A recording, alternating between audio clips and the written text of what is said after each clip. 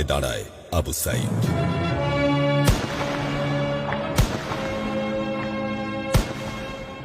Police তাকে রক্ষা করার বদলে গুলি করে।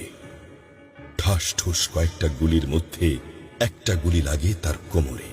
খানিকটা ভাঁজ হয়ে যায় শরীর। সম্ভবত সে বুঝতে পারে নাই। ঘাড় ঘুরিয়ে কোমর দেখার চেষ্টা করে একবার, তারপর আবার আগের মতো আবার দুই হাত প্রসারিত করে সিনা টান করে দাঁড়ায়। ডান হাতে ছোট্ট একটা লাঠি। বিশ্ববিদ্যালয়ের প্রধান ফটকের পাশে বেশ কয়েকজন পুলিশ, হাতে রাইফেল, রাইফেলের তাজা গুলি, আবারও গুলির শব্দ।